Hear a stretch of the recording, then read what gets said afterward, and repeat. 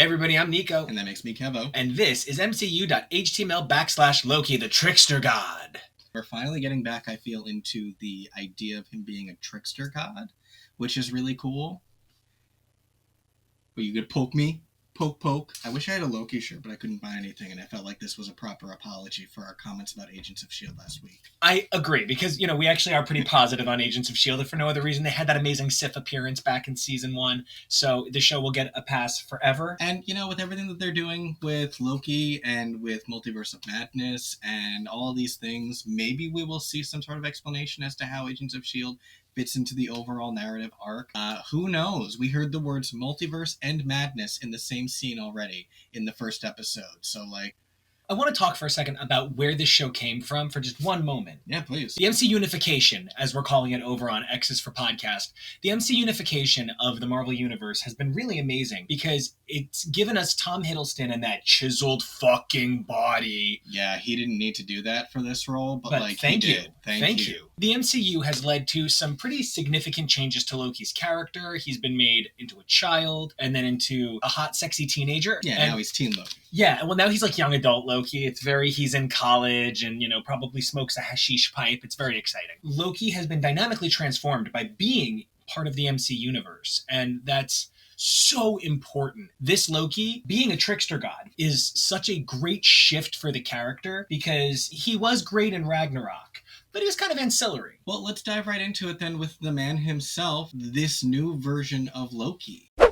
We don't really know what to call him yet. He's really just being referred to as Loki because that's his name, and I'm probably going to, at least for the course of this video, go with the magician's method of naming people from alternate timelines and refer to him as Loki 2012. And that's a common Marvel Universe thing, too. You could also call him the variant, whatever. I'm calling him High-Key Loki. I like that.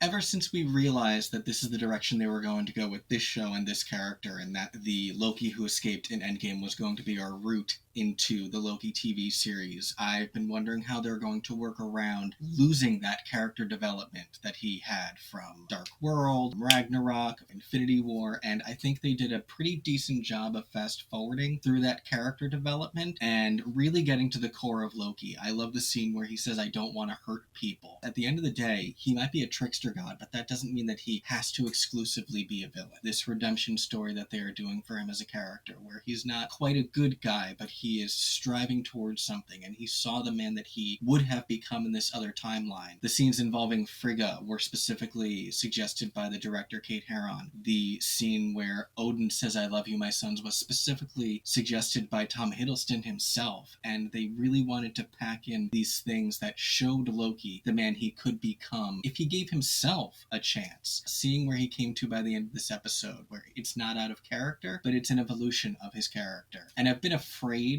that they would still push him back in the direction of a villain, even with how far he's come in the Marvel Comics. So I'm glad to see that they are pushing him more in that direction instead. And I wonder how much of that is the fact that the show has a visual feel that's a little bit Mad Men and a little bit The Good Place. So it really is about who you were being a bad guy that you're trying to escape in the Mad Men. Yeah. And it's sort of The Good Place and what good you could be. And I think one of the things that exemplifies the sort of unique tone that the show is going for is we frequently think of women as the writer of things, just historically, not that women should only be writers, but historically women have been relegated to a position of writer and men have been the directors. And this show goes for the unusual switch up, a male writer and a female director for this pilot. And I think in a lot of ways that translates to a dynamic, fresh take on what we might be expecting. I know the MCU has been working for a number of years trying to greatly improve the quality and culture and diversity on the shows, but there is something so different about this. And at times it may be translated to a little too new for its own good. The TVA itself, kind of funny enough, is a weird mix of plotting too slow and maybe a little too much plotting because we have so much that we're trying to get out. And I feel like Loki didn't get lost in all of the. You know what I mean? There was so much all of the to kind of try and deal with. But Loki, who Loki was, stayed a pretty solid constant, which is in a lot of ways a tribute to the work of Kenneth Branagh and the tribute to the work of the second director and the tribute to the work of Taika Waititi and the incredible group of writers that have been crafting these stories. There was so much Loki in this, despite this being about everything but Loki.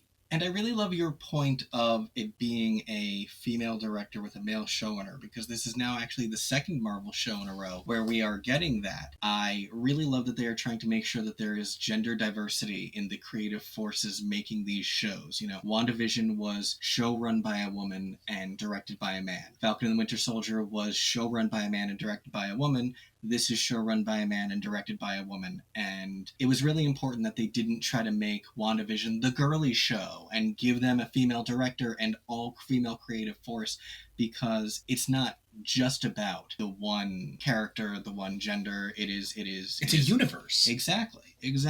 I had a really fascinating revelation this week as I was thinking about Loki, and I was saying to a friend, this doesn't really necessarily fit in the current MCU timeline. And I mean, literally. It's not like WandaVision that was 2 weeks later. It's not like Falcon and the Winter Soldier that was 6 months later. It's not like Spider-Man Homecoming that was almost a year later as far as we can tell currently. Loki was plucked out of a different 2012 and brought to the TVA, which exists outside of time and space. There isn't technically a proper place that this fits anywhere in the Marvel timeline. It's sort of one of those things where it's happening all at once and yet never at all. So it's going to be very interesting to see how this interacts with the ongoing MCU narrative going forward. And, you know, let's talk about one of the main things they introduced to this show, the TVA.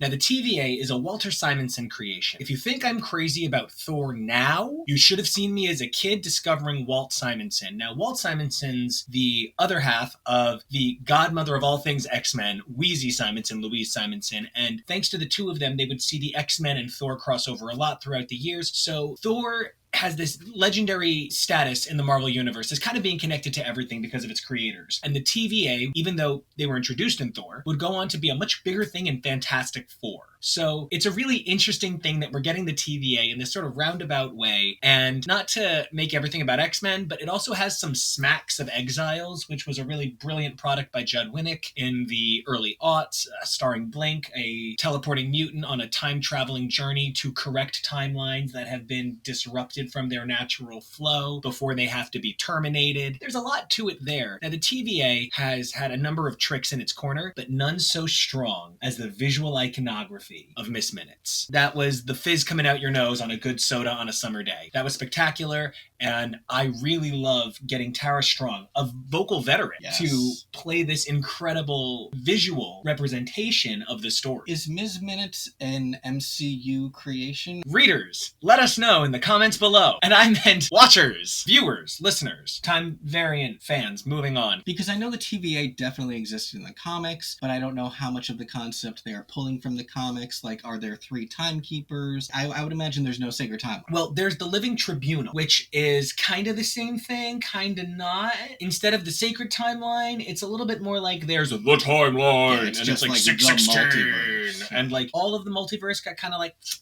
And then Reed Richards kind of became God for a minute and was like, I'm going to make a new one. And Jonathan Hickman ushered in the great age of the new era of the multiverse, and that's what we're living in now, all kind of spinning out of the 2015 Secret Wars, which were spectacular, and the crossover elements were great. Loki had some stuff in there that had Jason Aaron's Thors, which is a spectacular piece, which sees the Thor Corps as super detectives. Super fun. The Sacred Timeline, you know, I would probably want to do a little bit more research on the exact terminology, but to my expressed understanding of what we're talking about in Marvel, Marvel has had a long history of time travel stories that break the timeline.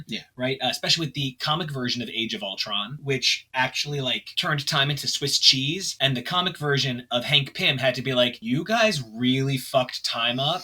And if I'm saying you fucked something up, it's bad. Just ask my ex-wife, fashion designing billionaire Janet Van Dyne, the Wasp, the original and longest lasting Avenger. Well, now she's Michelle Pfeiffer, so... Catwoman! And you know, that really just at the end of the day means that there is a lot of source material for them to play with. That's the thing about the MCU. It's not meant to be a direct adaptation of Marvel Comics. It's meant to take so much of the Marvel Comics history and build something new and fresh and fun and exciting out of it. I'm seeing a lot of random, bizarre, negative criticism of things things like, why didn't the TVA intervene with Steve? And the Infinity Stones aren't powerful at all. Like, I really, really, truly feel like that is completely missing the point. I understand Loki himself said at the end of the episode, is this the greatest power in the universe? They're probably not. They're probably not. Somebody had to make the TVA. That's the point. The Infinity Stones are powerless to someone. The TVA is powerless to someone. Loki, who even in this episode, as he was being processed and incarcerated and interrogated repeatedly, was like, but I'm a god. But you're not. It makes me think of one of the only lines that is worth saving from The Phantom Menace, which is Qui-Gon Jinn saying, there's always a bigger fish. There's always going to be a greater power. I understand that it throws people for a loop, but part of the thing you have to recognize as well with time travel stories like this, and them existing outside of time, is they say that there was a multiversal war thousands of years ago, going on for millennia, but like, that also could just mean 5 minutes ago. Right. That's how this sort of story works. It doesn't mean millions of years ago from where we are right now in 2021 or where the MCU is in 2023. It means somewhere outside of time. Wibbly wobbly, laufy taufy. Exactly. The TVA is amazing, not just for their power and all of the things that we just brought up, but the agents of the TVA are powerful in a way that Loki isn't accustomed to. For all of his great force, Loki is like, oh no, my brother's got a hammer and, he's going to come in and chop stuff. All I have to do is trick him with some, dude, go have some sex and then drink that poison mead and I'm going to take over the world. And then it falls apart. But this Loki is faced with people that are like, no, we have rules and laws and order and you're just not smarter than us. And he's like, no, I'm definitely smarter than you. And they're like, no, you are not. And that's okay. Everybody's got their purpose. Even at the end of the day, if you're smarter, that doesn't necessarily mean you're going to win. They have what they profess to be technology and not magic that is so far beyond your own comprehension that they basically have you like a dog on a leash. I really enjoyed all the TVA agents that we have met so far. I think that there is an enormous amount of diversity of character among the TVA, where every character is not the same, which is a trope that you can easily fall into with something like this, where everyone is just sort of dronish and the same, but like so many of the different characters, like Eugene Cordero, who we know from a lot of different things, like Crazy Ex-Girlfriend, a lot of different comedies. His Casey character really exemplifies those Good Place vibes like you were talking about, where it's someone who has only existed in this place and only exists for this, kind of like the Mike O'Malley character from season 3 of The Good Place, where like this is just their normal and they just treat it very bureaucratically. And I think that was one of the things I love the most about Mobius, who had a pretty great spot in the She-Hulk run by Dan Slott, who, love him or hate him, has his hands all over the Marvel Universe at all times and is currently all about that Fantastic Four life, doing some wacky stuff to Franklin. I loved this Mobius appearance. I felt that one of the things this brought really well was a sense of female authority figures without making it a matriarchy. I feel like too frequently fiction is like, well, women are in charge, so now it's just a matriarchy. And like, it simplifies the complexity of the role of women as leaders. Women can be leaders in a million different ways. And I feel like we saw a wealth of diversity among the representation of women and their ability to interact with this ongoing situation that's clearly Loki is not in the TVA's best interest. And they're playing a gambit that they don't know that they can trust themselves on. And I feel like that was something that we really saw come to sort of a clear place with like Ravonna. And I feel like there was a lot of, we have to play this carefully because even though he's a lesser being, he's still very dangerous. And that's not something we're used to with a lot of our male heroes. As much as I love him, Cap does love to charge in shield first. As much as I love him, Thor does love to charge in lightning first. As much as I love him, Iron Man does love to charge in ego first. So I think it's always about figuring out the best interpretation of the combat. And it's not something we frequently see given to female leaders in the Marvel Universe, unfortunately, in part due to the dearth of female leadership in the Marvel Universe. So this was a huge pleasure for me. And they were women of color at that, which was spectacular. And I think it was interesting that there is a spectrum of, clearly we are meant to like and respect Ravonna versus Hunter B-15, who I don't understand why they need to use a black woman to represent brutality and abuse of power. That makes me very uncomfortable. I don't love her character so far. I want to. Yeah. I really want to. I already have it baked into me that I was going to love Ravana because I love Gugu Mbatha Raw from Doctor Who, and I have loved her ever since. So seeing her be drafted to a major MCU and Marvel Comics role is very cool for me. I think the thing that I'm going to give B-15 is she is used to the balance of order that keeps her people safe. Instead of seeing her as brutality, I'm trying to see her as, why is this white boy coming in and fucking up my world? And you know, you definitely have a really excellent point there. I still feel she clearly is meant to represent somebody who's taking their job a little bit too far. Sure, definitely. She's like, she took pleasure in beating Loki, and like, you don't need to do that, but at the same time, she is trying to do her job. She is trying to keep people safe. Whatever the TVA's motivations will ultimately be revealed as, the job that these people are still doing currently is keeping the most people safe from their perspective, and that's where her top concern is, and that is certainly something that came across. I didn't feel like she was evil. Not evil, no. In any way, shape, or form. Not at all. But she was simply far too aggressive. Yeah. For what she is supposed to be doing and what she represents. I would love to see her character continue to evolve. Well, and especially because she's about to get a new sort of nemesis to vanquish. Loki is not the bad guy of Loki. Loki is. So we have the variant, which, just like any variant, probably cost too much, was probably at a really, really low availability rate. I probably had to call in advance 2 weeks earlier to make sure that I got it, and it just didn't work out in my favor. The second that I looked up at you and said, do you realize why they're using the word variant? And your face was fantastic. That was such a clever nod to Marvel Comics and the comic industry. 1000%. I'm really, really, really glad that they revealed that the variant was Loki at the very end of this episode. Truly. Because literally as soon as I read anything about the fact that the TVA wanted Loki to help them track down a variant, I was like, oh, it's Loki. It's a Loki variant of Loki. There's no way it's not Loki. It's either Loki himself from the future, or it's a different iteration of Loki. Whatever version it's going to end up being, obviously it was going to be a Loki. That was never a question. So I'm glad that that came at the very end of the first episode, and now we can just move forward with that idea. And, you know, there's a bunch of different Loki iterations to pick from. There's, of course, my precious Kid Loki, which don't you dare touch. There's Lady Loki, who is a pretty problematic concept from the JMS run. The JMS run being kind of sacred to me, so don't come near it. I mean, come for it for its problems, though. You know, there's End of Universe King Thor Loki enemy. There's a million shitty little boy Lokis. There's sort of like Frost Giant-y Lokis. There's the fact that Richard E. Grant is going to be playing an undisclosed role in this series, and like that kind of doesn't feel like it can be anything but an old version of Loki. It doesn't mean that's who the variant is, but you know, that sort of feels like exactly who they would cast that actor as. The moment we saw the little French orphan boy, I was like, that has to be Kid Loki. Give me Kid Loki! Now we are in this mindset after WandaVision where we are just looking at every single detail and being like, but what does that mean? But who's that? Who? What's going on over there? That's definitely Mephisto.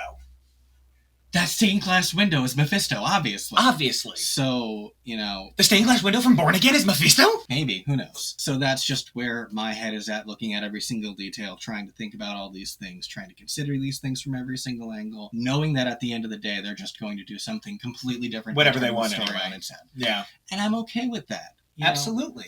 There were some slow moments from this first episode, a lot of which mostly being the rehashes of clips from the Avengers. Yeah. You know, it still has such a special place in my heart, but it's been almost 10 years. Yeah, like, it's time. Now it's old and hokey. And like... I'm excited to see where the show is going forward. I think this was a worthy premiere, and I think it was filled with tons of sturzings, and I don't have an Odin joke, but I'm really hoping that Angela shows up. Just put in a picture, I'll explain it another time, but I'm really hoping Angela shows up. Other than that, this was just a spectacular kickoff to a show that I know that I'm going to be unfairly obsessed with. It's going to be like, it's going to lean a little unfairly in that favor of always positive on it, so I'm just excited for more. Is there anything in specific you are looking for or hoping from this first season of Loki, knowing that we are getting more Loki in films and that we're getting a second season? I would like Kid Loki at the end so that season 2 can be about Kid Loki and Leah, the handmaiden of Hela, and I would get everything I want. I get that. I would love some more of the animated sequences. I thought that was breathtaking. Really it was good. Very explicitly inspired by the Jurassic Park animated sequence where they're explaining the dinosaur DNA, which I think is very cute and clever. Owen Wilson looked really hot. Oh my god, yes. Silver Daddy. I would love to see more of him. Maybe more of him the way we saw more of Tom Loki. Hiddleston, yeah. I don't know. You know, I'm loving Loki as a fish out of water. One of the things I read is that they compared the way Loki feels right now to Buzz Lightyear from Toy Story, realizing that he's not really a space ranger and is just a toy. That fish out of water mentality and putting that on a character who has been so confident right up until his death in the main timeline. It's fun to see him not be so confident for once. So I'm excited to see a more vulnerable Loki, and I'm really interested to see where they're going with everything. Until next time when Loki gets way more confident again, hopefully. We'll see you guys. Hey guys, if you like that cut, you'll be sure to like some of our other materials. So don't forget to like, subscribe, and check out these other amazing videos here at Xi4Podcast.